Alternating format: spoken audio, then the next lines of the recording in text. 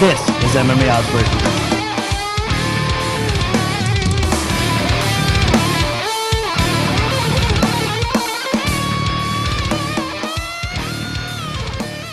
Time for the second fight on today's Oddsbreaker segment. Another huge fight, main event from UFC 149 that takes place July 21st, 2012 from Calgary, Alberta, Canada.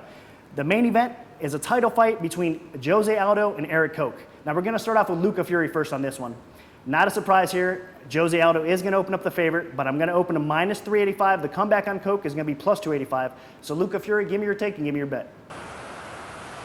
Well, I think what the fight really comes down to is who's a better striker, and I think most people will agree that's Jose Aldo, and really nothing else matters. Takedown defense might be an issue because Erik Koch does have a solid wrestling background, but I definitely don't think he's going to be able to take down Jose Aldo in this fight, and I don't think Jose Aldo's going to take him down either, so it's pretty much going to be a striking bout, and I got to favor Jose Aldo there. We haven't seen really anyone be able to do anything to him on the feet. He has very, very good defense, both in terms of blocking with his arms and as well as head movement. Good power, good speed. He's very good with footwork, setting up angles. Erik Koch is also a very good striker, but I just think he's a bit worse there. A bit worse in the defense department, footwork, speed.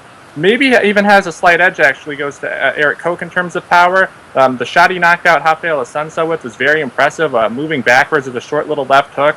And who knows, maybe he can land something on Aldo and put him out, or put him on roller skates and start the beginning of the end, but I just don't see it happening.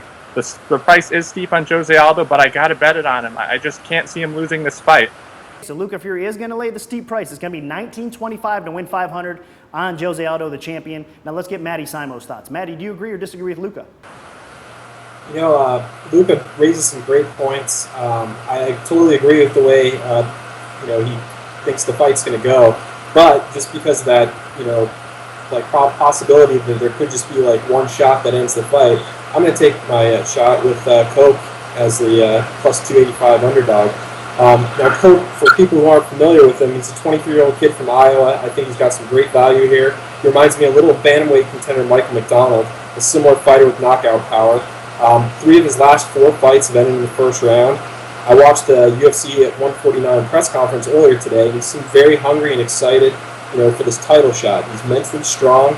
His only loss is to Chad Mendes, who ironically suffered his first career loss to Jose Aldo. Now he's got 7 submission wins, 3 by knockout, and 2 of his last 3 are knockout of the night honors. He's coming off a unanimous decision win over Ultimate Fighter 12 winner Jonathan Brookins, and I think another thing to consider is the 3-inch height advantage he has that could come into play. We saw that with Nate Diaz beating Jim Miller. If it is, a stand-up fight, that 3 inches could be the difference. And like you said earlier, if it's one shot, I'll take my 3-to-1 odds on Koch here. Okay, great stuff from Matty on this fight. You are going with Erik Koch as the underdog, plus 285, so it's going to be 500 to win 1425. And we'll see if Erik Koch is the man to dethrone Jose Aldo at UFC 149. Well, that's it for another episode of MMA Oddsbreakers. You can look for the odds that Nick broke right here on the show to start popping up at the sportbooks throughout the coming week. And a big special thanks to our 2 guests, Matty Simo and Luca Fury. Thanks again, guys. A lot of great information. Also, make sure you check out our new website, MMAoddsbreaker.com. And for all the latest show updates, make sure you follow us on Twitter at MMA Oddsbreaker. For Miguel Iturrate, I'm Nick Kalikas saying until next time, enjoy the fights.